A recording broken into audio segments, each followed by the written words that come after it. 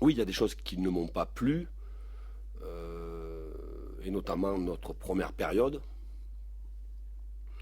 Et après avoir échangé avec les joueurs, après leur avoir dit mon ressenti sur le match,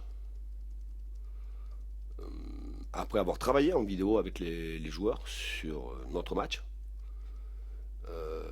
mais ça leur a pas plu non plus. Pas le fait de travailler en vidéo, sur ce qu'ils ont vu sur la première période, et c'est vrai que c'est une des rares fois où nous avons peu respecté nos principes de jeu en termes d'organisation et de plan de jeu avec le ballon. Évidemment, on cherche toujours des explications, mais j'ai pas passé la semaine à chercher des explications, j'ai surtout passé la semaine à préparer notre rendez-vous de Nîmes. Mais je tenais à ce que les joueurs, pour ceux qui n'auraient pas eu conscience de notre première période, qu'ils puissent la visionner, la voir, pas dans son intégralité évidemment, mais voir que le visage, c'était pas le visage donné sur la première période, n'était pas le visage habituel de l'équipe. Les raisons de mon choix, je suis assez à l'aise pour en parler publiquement parce que j'en ai parlé avec Thiago Maia.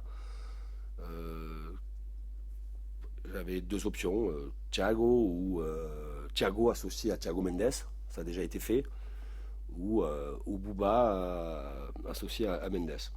Et la première réflexion que j'ai eue, c'était la valeur athlétique de l'adversaire dans le cœur du jeu. J'ai expliqué, j'ai pas expliqué, j'ai donné les raisons de mon choix à Thiago Maia en disant que voilà, le profil de l'adversaire dans le cœur du jeu, le profil de l'adversaire sur les phases arrêtées, offensives, sur les coups de pied arrêtés, me faisait m'a fait prendre la décision de titulariser Bouba. Mais j'ai pas été déçu de sa prestation, même si c'est un joueur qui manque de rythme, comme encore plus que Thiago Maia, qui lui a joué, a démarré des matchs et rentré plus souvent. Pour Bouba, c'était sa première titularisation en Ligue 1.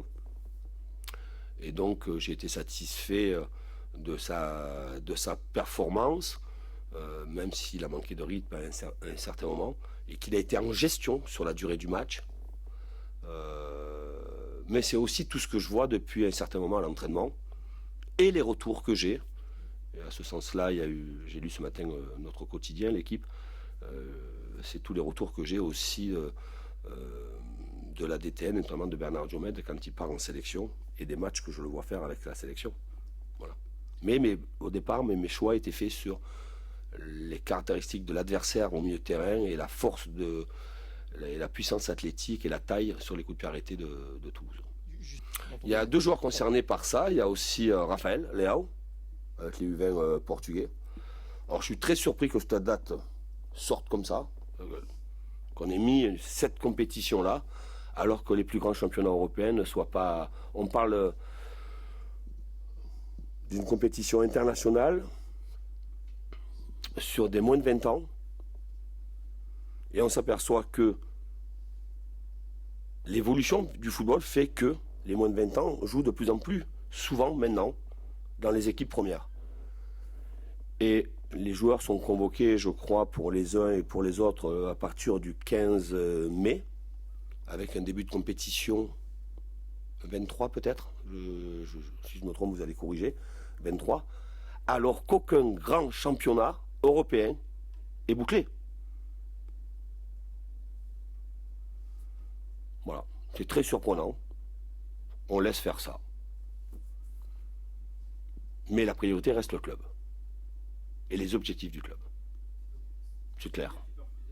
Je sais pas.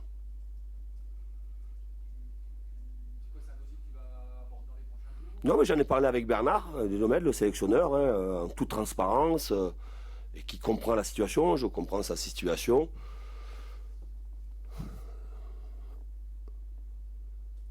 Est-ce que le 15 mai, on aura atteint notre objectif? Je ne sais pas.